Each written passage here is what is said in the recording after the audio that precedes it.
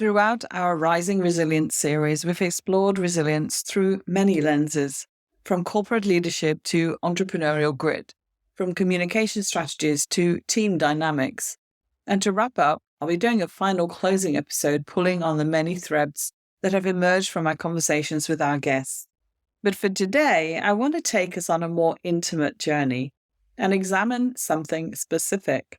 And that is what happens when high achievers reach that pivotal moment of recognizing that something essential is missing despite all their success. Come join me. Welcome to the Leverage Business Podcast, where we believe business success is about working smarter, not harder, leveraging your time and expertise in ways that fit the digital age you and your clients live in today. I'm your host, Jay Allison, author of Leverage Consulting in the Digital Age and founder of the iSuccess Business Academy. And every episode, I'll be sharing insights into how you can apply the power of leverage to grow your consulting, coaching, or other expert services business and create true freedom and independent success with mindset, marketing, and money model breakthroughs. Because when you get leveraged, the sky's the limit. Let's go for it.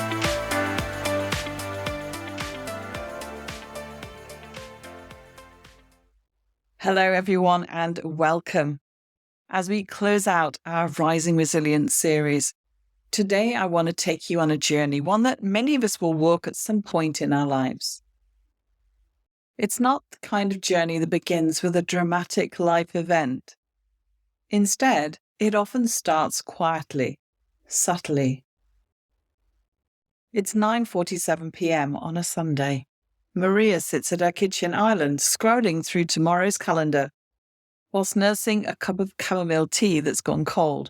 Her laptop casts a blue glow across stainless steel appliances that rarely see use. From the outside, everything looks perfect. Senior VP position at 35, corner office, team of 20. Yet as she closes her calendar, packed with back-to-back meetings, that familiar, hollow feeling creeps in. She can't shake the question that's been haunting her lately.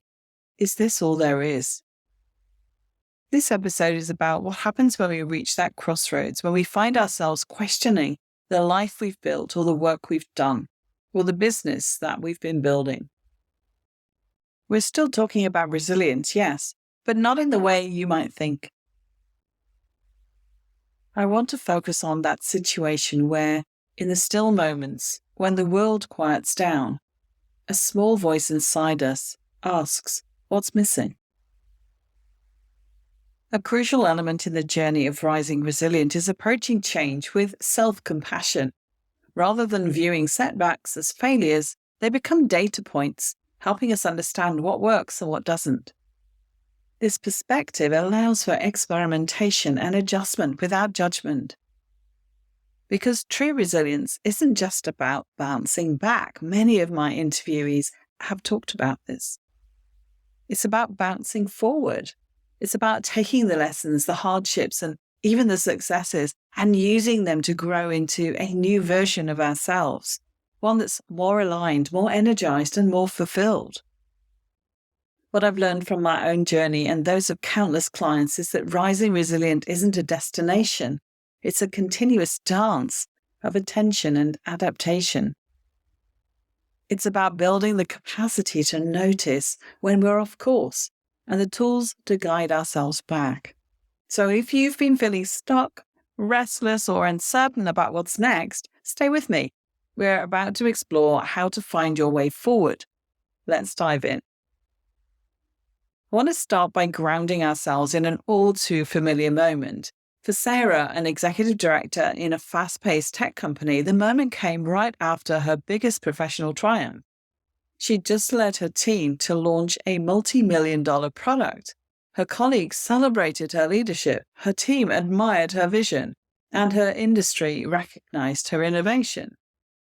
But Sarah felt empty. I thought this would be my moment, she told me, but instead it just feels hollow. This wasn't burnout in the traditional sense. She wasn't crashing, she was functioning, but something essential was missing. This wasn't a one-time feeling either. It was the culmination of years of climbing the corporate ladder, chasing goals that didn't reflect her deeper values. Her journey had been about doing what others expected, meeting deadlines, exceeding KPIs, and earning praise. And while those achievements brought short-term satisfaction, they didn't fill the void. Have you ever felt that way? Like you've worked so hard to reach a peak, only to realize that the view isn't what you'd hoped. Sarah was experiencing a disconnect between the external markers of success and her internal sense of fulfillment. The quiet realization that the strategies that brought you here aren't the ones that will take you forward. These moments are pivotal. They often mark the beginning of a deeper journey, one that calls for reflection, recalibration, and realignment with what truly matters to us. Christina Becker talked about this and the process of soul making in her interview, which is episode 114. I'd venture to say that this can also come down to depletion, something high achievers often hit. And we'll get into that and how to break through to a different approach a little bit later. The feeling Sarah described, that hollow ache, is what I call a crossroads moment. Crossroads moments can feel unsettling, but they're actually invitations to pause and reflect. They are life's way of saying it's time to recalibrate. These moments prompt us to reevaluate where we're headed and whether the path we're on still aligns with who we're becoming. But the challenge is that most of us don't see them as invitations. Instead, we try to push through. We double down on what worked before: longer hours, stricter routines, more discipline. And while those strategies might give us short-term results, they don't solve the deeper issue: misalignment. For Sarah, the first instinct was to double down on what had always worked for her. She added more projects to her plate, pursued new goals, and implemented another round of productivity hacks. But none of it eased a disconnection she felt. Another client, Tom, experienced a similar crossroads moment. Tom ran a thriving consulting firm and had just wrapped up his most profitable year yet. But when we sat down to talk, he said, "I've done everything I'm supposed to. My systems are airtight. My team is incredible. But I feel like I'm barely holding it all together." Tom's instinct, like Sarah's, was to fix his disconnection by optimizing further. He extended his work hours, implemented new workflows, and added more tools to his routine. But instead of resolving the issue, these actions deepened his exhaustion. Tom wasn't tired because his systems were broken. He was tired because he was running on autopilot. He'd built a business that no longer reflected who he was or what he wanted. He was working harder, not smarter. This is the hidden cost of pushing through. When we ignore the signs that it's time to pause and recalibrate, we risk draining our energy further, losing our joy, and missing out on the opportunity to realign. And the more we push, the further we drift from alignment. Recognizing the crossroads for what it is, a signal, not a failure, is the first step towards building true resilience.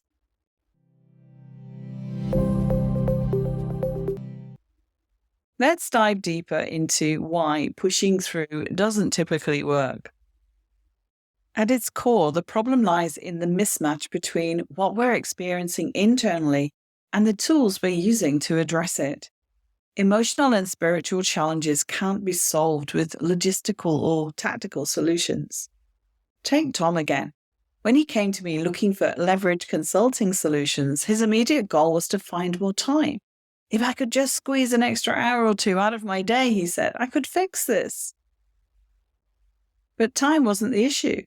Tom was struggling because his schedule was mismanaged. He was struggling because his work wasn't aligned with his values. He'd built a business that looked perfect on the outside, but no longer reflected the life he wanted to lead. And Sarah faced a similar challenge. Her first response to the hollow feeling inside was to seek external validation. She poured herself into new projects, hoping that recognition from her peers would fill the void. But each achievement left her feeling more disconnected. Which situation do you resonate with most? Personally, I've definitely had more than my share of Sarah moments, less so Tom moments.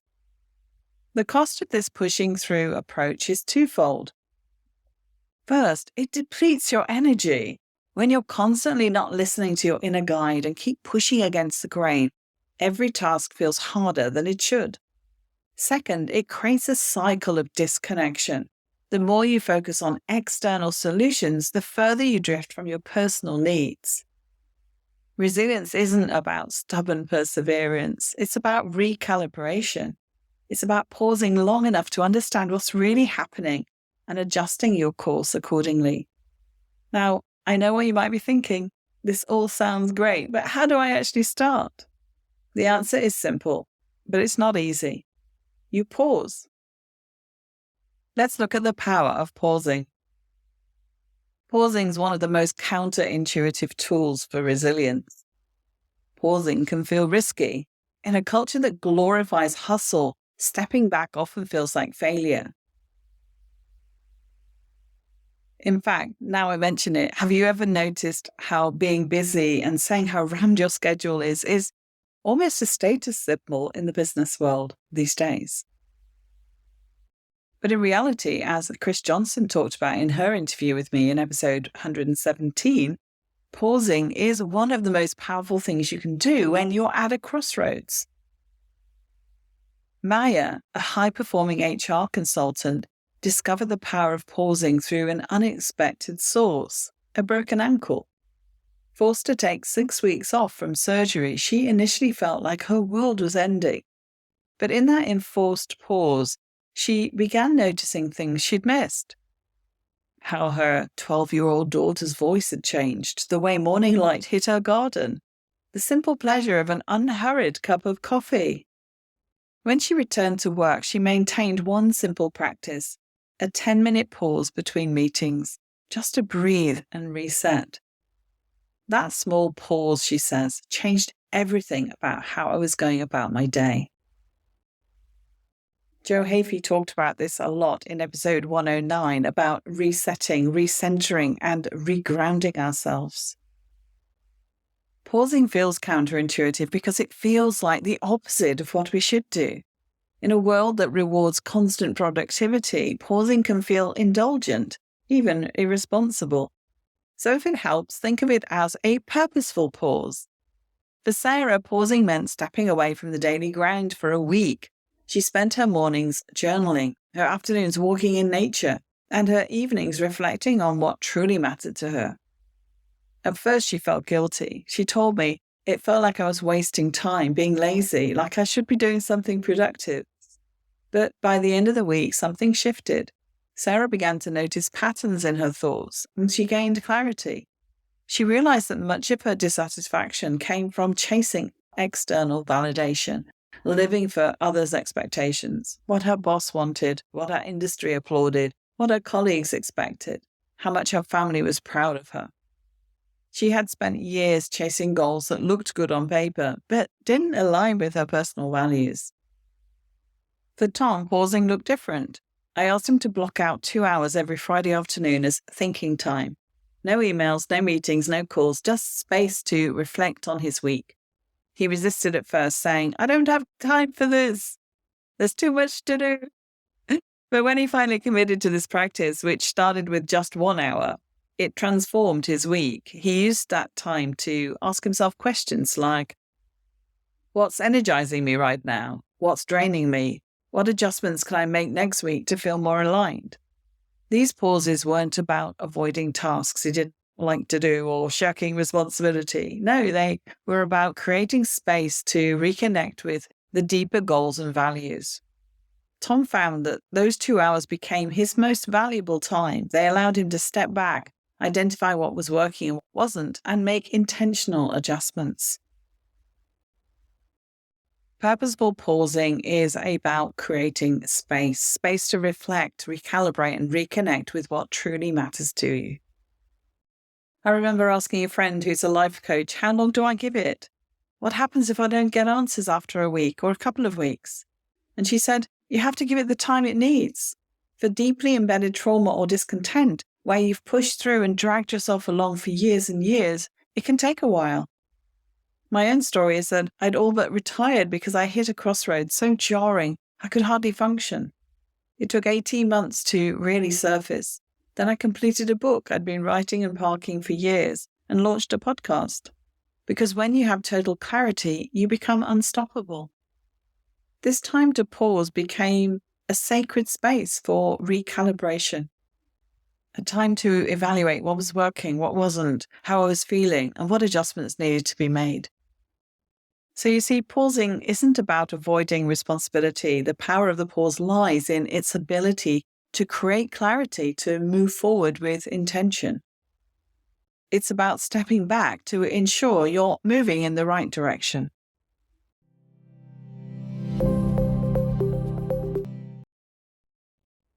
At the heart of resilience is reflection. Reflection is the bridge between where you are and where you want to go. What do I mean by this? Well, reflection is what allows us to turn experiences, both good and bad, into learning. It's what helps us notice patterns, recognize what's no longer serving us, and identify new possibilities. Reflection isn't just about sitting quietly and thinking deep thoughts. It's about asking the right questions and being curious about the answers. It's the practice that allows us to notice patterns, learn from experiences, and recalibrate our actions to align with what truly matters. But let's be honest, reflection isn't always easy. In fact, it's often uncomfortable. It requires us to sit with questions that don't have immediate answers. It can feel like a waste of time. And it can mean that we're often confronting truths that we may have been avoiding. For Sarah, reflection meant peeling back the layers of her dissatisfaction. She began by journaling each morning, asking herself questions like, what am I chasing? What truly brings me joy? What would success look like if it felt good, not just looked good? Her first instinct was to focus on external answers, better projects, bigger goals, more recognition. But over time, she realized that her dissatisfaction wasn't about what she was doing. It was about why she was doing it. She had been living for the approval of others rather than for her own fulfillment. Tom's reflection process was more structured. Each Friday, during his designated thinking time, he asked himself 3 questions. What energized me this week? What drained me? What adjustments can I make next week to feel more aligned? At first, his answers were surface level, things like too many meetings or not enough time for strategic work. But as the weeks went on, he began to uncover deeper patterns. He realized that much of his exhaustion came from spending time on tasks he didn't enjoy, tasks that could easily be delegated to his team with a little bit of support. Reflection isn't just about noticing what's wrong, it's about creating a roadmap for change. If you're unsure where to start, here's a simple exercise. At the end of each day, write down 2 things. 1, a moment that made you feel alive and engaged. 2, a moment that left you feeling drained or disconnected. Over time, these small reflections will reveal powerful insights about what's working in your life and what isn't. James had his breakthrough moment on a park bench in Central Park of all places. He's a senior partner at a consulting firm. He'd escaped there during lunch after a particularly stressful morning. Watching a group of kids playing frisbee, he remembered something. At their age, he'd wanted to be a teacher. Not just any teacher, one who made science fun, who helped kids see the magic in mathematics. Somewhere along the way, that dream had gotten buried under promotions and expectations. That afternoon, he didn't quit his job or make any dramatic changes. Instead, he started volunteering at a local STEM program on Saturday mornings. For the first time in years, he says, I remembered who I was beyond my job title. Isn't that amazing? Now let's step back again and pick up the concept of this crossroads moment. Be aware this can happen at any age and at any stage of your life, and it's not necessarily triggered by a specific life event. It can be a slow burn. Alex's story perfectly illustrates what happens when we try to push through this feeling. As a startup founder, he noticed his energy dropping 3 months after a successful Series A round. His solution? Double down on what got him there. He extended his workday by 2 hours, added a 5 a.m. workout, and downloaded 3 more productivity apps. 6 weeks later, he found himself staring at his office ceiling at midnight, unable to remember the last time he felt truly excited about anything. His company was growing faster than ever, but he felt like he was shrinking inside. His words.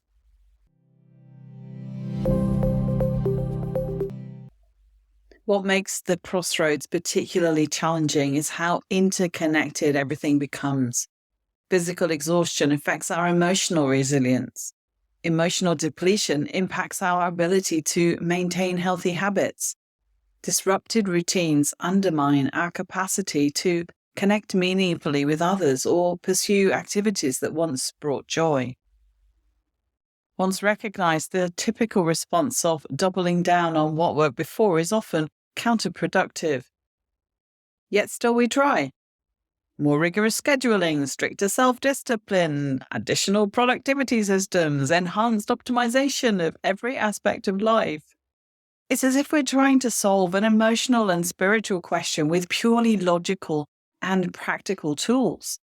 This approach often takes us further from what we're really seeking. As I've already mentioned, the journey back to vitality begins with a counterintuitive first step, pausing the constant push for improvement long enough to really listen to what our energy is telling us. This isn't about giving up or scaling back our ambitions. Rather, it's about reconnecting with the natural rhythms that support sustainable success and reframing the questions. Let's start with that, and the vital shift happens when we start asking different questions. Instead of, how can I do more, we explore what truly energizes me.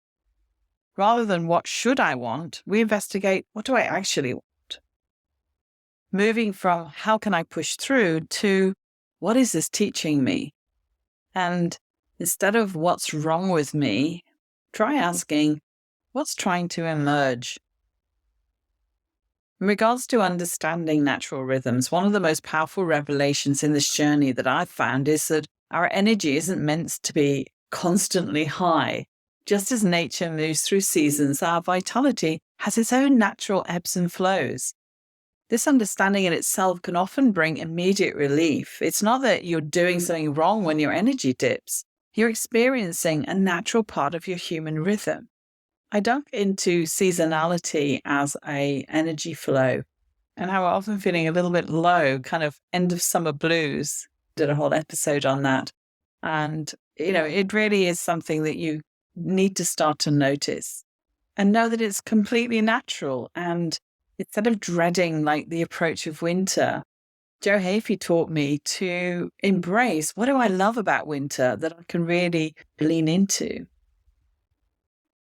So before rushing to add new practices or habits, there's immense value in this purposeful pause. A time to really feel where you are right now. This isn't about meditation or mindfulness, though those can be valuable tools. It's about honest acknowledgement of your current state of mind, body, and soul.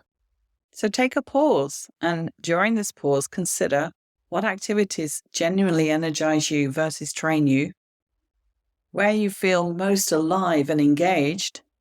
What are you doing when time seems to flow naturally? What have you been avoiding or putting off?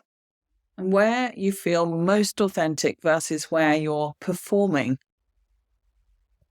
The path back to vitality isn't about dramatic transformations, remember. It's about sustainable practices, small, consistent shifts that align with your natural way of being. There's a final piece of the resilience puzzle that many of my Rising Resilient guests spoke about, and it's all too often overlooked, and that's connection. Connection isn't just a nice to have, it's a crucial component of resilience, because Rising Resilient is not a solo journey. And I'm not talking about work connections and meetings we have with colleagues, even if they may be friends and conversations may be light or fun at times. Connection with others is deeply personal, but it's also deeply relational. The people we surround ourselves with, our mentors, peers, friends, and family, play a crucial role in how we navigate challenges and grow forward. One of Sarah's biggest breakthroughs came from joining a mastermind group. It felt still work-related, but that connection was absolutely critical for her. For years, she'd carried the weight of her professional challenges alone, believing that she had to figure everything out herself. Being part of a community of like-minded leaders gave her a new perspective. She realized that she wasn't alone in her struggles, and that there was power in sharing her journey with others. Tom found connection in a different way. He began having weekly one-on-one check-ins with his team, not just about work tasks, but about how they were feeling and what they needed to thrive. These conversations strengthened relationships, built trust, and brought new energy to his business. Connection doesn't have to be formal or structured. It can be as simple as reaching out to a friend, sharing your struggles with a partner, or joining a community that aligns with your goals. The key is to remember that you don't have to navigate life's challenges and crossroad moments alone. Who's in your corner, and how can you lean on them as you navigate your own journey?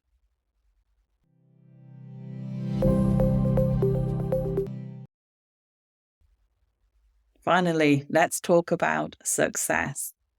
So many of us, success has been defined by external markers, promotions, income, accolades. And while those markers can be meaningful, they don't tell the whole story. True resilience requires redefining success in a way that includes well-being, alignment, and joy. For Michael, the wake-up call came in the form of his daughter's birthday card. At the top, she'd drawn a picture of their family, stick figures labelled Ma, Emma, and Dad's office. He wasn't even in the picture, just his office. That night after the party, he sat in his study looking at that card for hours. The next day, he didn't make any grand gestures or quit his CFO position. Instead, he made one small change. He started leaving the office at 5:30 p.m. every Wednesday for adventure night with his daughter. Success used to mean hitting our quarterly targets, he reflected. Now it means being in the picture. For Sarah, success used to mean climbing the corporate ladder as quickly as possible. But after her Crossroads moment, she began to see success as something more holistic. It wasn't just about hitting goals. It was about feeling connected to her work and her values. For Tom, success used to mean running a flawless business. But as he reflected on his priorities, he realized that his real measure of success was the quality of his relationships with his team, his clients, and his family. What I've learned from my own journey and those of countless clients is that rising resilient isn't a destination, it's a practice. Remember what I said at the start. It's about building the capacity to notice when we're off course and the tools to guide ourselves back. True resilience isn't about pushing through depletion. It's about creating sustainable patterns that support our vitality. This might mean a few things to different people. Redefining success to include well-being. Finding ways to honor both professional commitments and personal needs. Creating rituals that support transition, resetting, and renewal.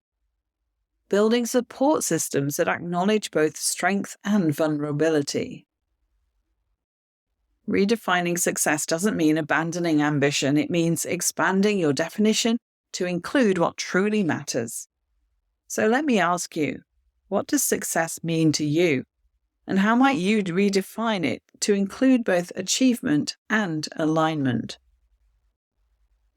This brings us to the essence of resilience. The ability to bounce forward and make small but intentional shifts. Bouncing forward is not about returning to the way things were. It's about using the lessons from your crossroads moments to create something new, something that feels more aligned, more sustainable, and more fulfilling. For Sarah, bouncing forward meant redefining her relationship with success. She realized that she'd been measuring her worth by external achievements, titles, promotions, and accolades, but those markers no longer resonated with her. So she began to experiment with small intentional changes. She carved out 30 minutes each day for creative projects that had nothing to do with her job. She said no to a high-profile project that didn't align with her values.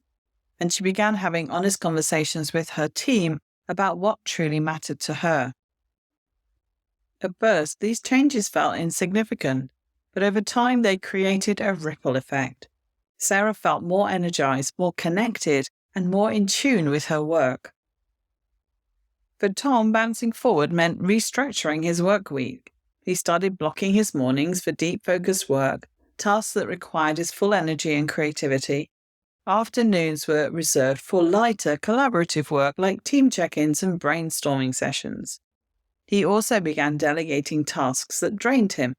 By empowering his team to take on more responsibility, he freed up time and energy for the parts of his business he loved most. Bouncing forward doesn't require a dramatic life overhaul. Resilience thrives on consistently small, intentional shifts that align your actions with your values and goals. For me, it was starting to lift some weights. After a recent transatlantic trip and deep and vulnerable conversation with a client friend, I promised myself I would at least start. The day I returned, and even with jet lag still hanging over me, I picked up the box of dumbbells I'd bought with all good intentions, probably 3 or more years ago, and I went through a set of lifting exercises. It took 10 minutes and felt really good, not just for the muscle workout, but because I did what I said I'd do, and I did it for myself, not for anyone else, and it was not work-related. For you, the shift might be something entirely different. Maybe it's saying no to one commitment that doesn't align with your needs. Maybe it's revisiting an old passion or hobby. Maybe it's simply giving yourself permission to rest. As we move forward, consider these 5 key areas of practice I'm going to go through by way of summarizing. Then pick 2 or 3 that you'll commit to do and just start. Number 1 is physical foundations. Understanding and managing your unique energy patterns, creating rhythms that work with, not against, your natural cycles, establishing sustainable, healthy habits that don't require heroic effort, recognizing the connection between physical well-being and emotional resilience. Number 2 is emotional and spiritual renewal, acknowledging the difference between readiness for change and energy for change. Finding ways to feel more alive with existing constraints, reconnecting with curiosity and possibility, building meaningful moments into daily life. Number 3 is practical implementation, daily check-ins to track energy, mood, and physical well-being, identifying patterns that enhance or deplete vitality, celebrating small wins and progress, setting intentions that align with both current reality and desired change. Number 4 is the role of self-compassion, something that was mentioned by a number of my guests. A crucial element in this journey is approaching change with self-compassion. Rather than viewing setbacks as failures, they become data points helping us understand what works and what doesn't. This perspective allows for experimentation and adjustment without judgment. Number 5, the community factor. One of the most consistent patterns I've observed is that sustainable change rarely happens in isolation. While the journey is personal, having witnesses and supporters along the way can make all the difference. This might include professional support, coaches, mentors, therapists, peer groups or mastermind communities, close friends who understand your journey, and family members who can support your changes. Moving forward, your next steps. If you're reading this and recognizing your own story in the words, know that this moment of recognition is powerful. It's not a sign that something's wrong. It's an invitation to something more aligned, more vital, and more authentic to who you are. The journey from depletion to vitality isn't linear, and it doesn't require a complete life overhaul, as I've said. It starts with simple acknowledgement of where you are and a willingness to explore what might bring you more alive. By addressing both physical and spiritual aspects of well-being, we can begin to break the cycle of depletion and move towards a more resilient, vital way of living. Consider starting with these simple practices. Take regular energy readings throughout your day. Notice what activities give you energy versus drain it. Create small pauses between activities to reset. Identify one thing that makes you feel more alive and do it regularly. Build a support system for your journey.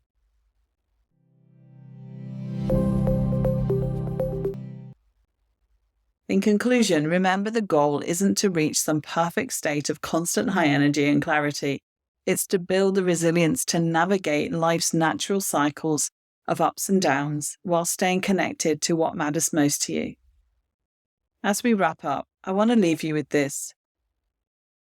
Resilience is about compassion, calm confidence, and having the courage to adjust when life or work feels misaligned. It's about creating a life that feels as good on the inside as it looks on the outside. This journey, while challenging, offers the possibility of not just surviving, but truly thriving. It's about progress, not perfection. Not transformation in a single leap, but steady movement towards greater aliveness and purpose. The path forward might not always be clear, but by staying connected to what truly energizes us and working with our natural rhythms rather than against them, we can find our way back to vitality. This is what is truly meant to rise resilient. So here's my invitation. Take 15 minutes today to reflect on your energy. Identify one small change you can make this week to feel more aligned. And reach out to someone who can support you on your journey. Thank you for spending this time with me on Rising Resilient. And note, I've changed the names of my stories to protect the innocent, but they know who they are. We all recognize ourselves in these scenarios. Next time, I'll be doing a superpowered wrap-up, a summary of the emerging wisdom and insights across the series with my wonderful women entrepreneur guest contributors. In the meantime, keep rising, keep reflecting, and keep moving forward towards your great success. Thank you for listening to the Leverage Business Podcast. Want to create leverage in your business? Did this episode provide some insights and ideas to be thinking through? If so, subscribe so you get alerts when the next one's released. If you want to learn more or would like help and support with building a leveraged business that achieves true freedom for you, then head over to jallison.com/podcast to find all the resources and links that go with this show on my website and to join our iSuccess community. And if you're enjoying our content, it would be great if you could pop into Apple Podcasts or the app you listen from and leave me a rating and review. Everyone makes a difference to improving our rankings. So thank you if you've done that already. I appreciate you. So hey, that's it. Thank you for listening. I hope you've loved this episode and have some great takeaways to be thinking through. I wish you a pleasant, productive and profitable week, and I'll see you again next time for another episode of the Leverage Business Podcast.